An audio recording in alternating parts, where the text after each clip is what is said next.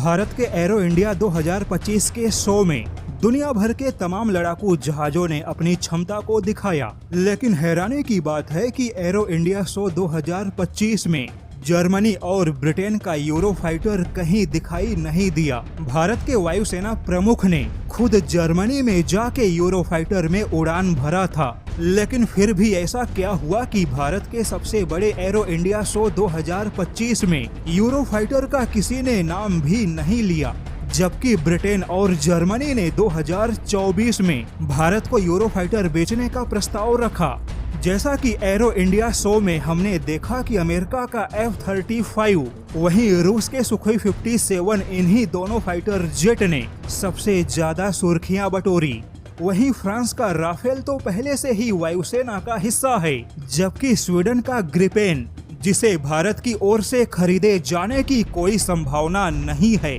लेकिन फिर भी स्वीडन अपने ग्रिपेन को लेकर आखिरी दम तक कोशिश कर रहा है। किंतु वहीं ब्रिटेन और जर्मनी दोनों भारत को यूरो फाइटर का प्रस्ताव देने के मामले में बहुत पीछे छूट गए। ब्रिटेन और जर्मनी दोनों मिलकर अभी तक कोई भी ऐसा प्रस्ताव तैयार नहीं कर पाए जो यूरो फाइटर के प्रति भारत को आकर्षित कर सके। जैसा कि रूस, फ्रांस और स्वीडन की ओर से भारत को एक से बढ़कर एक प्रस्ताव दिए गए, अमेरिका ने भी प्रस्ताव देने में कोई कमी नहीं छोड़ी। इन सभी देशों ने तकनीक ट्रांसफर से लेकर भारत में लड़ाकू जहाज के निर्माण का प्रस्ताव दिया, जबकि ऐसे प्रस्ताव के टक्कर में ब्रिटेन हो या जर्मनी, दोनों ही भारत को यूरो फाइटर का एक अच्छा प्रस्ताव देने के मामले में नाकाम हो गए। ब्रिटेन और जर्मनी दोनों अभी भी भारत को यूरो फाइटर के नाम पर केवल यूरो फाइटर ही बेचना चाहते हैं, यानी कि भारत में यूरो फाइटर के उत्पादन और तकनीक ट्रांसफर जैसा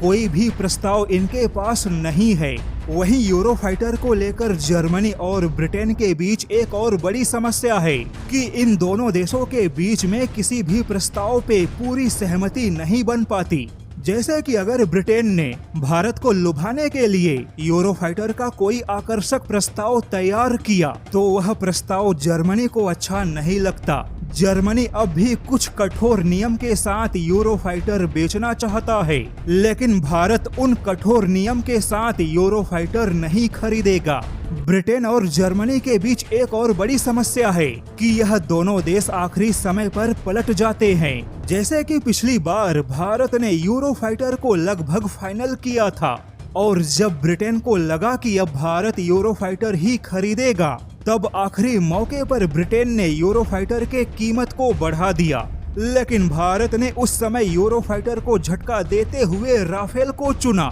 और ब्रिटेन की यह पुरानी आदत अब भी जस की तस है। यही वजह है कि भारत ने 2025 के एरो इंडिया शो में ब्रिटेन के यूरो फाइटर को कोई महत्व नहीं दिया, क्योंकि भारत की ऐसी कोई मजबूरी नहीं है कि बिना किसी अच्छे प्रस्ताव के भारत यूरो फाइटर को कोई महत्व दे।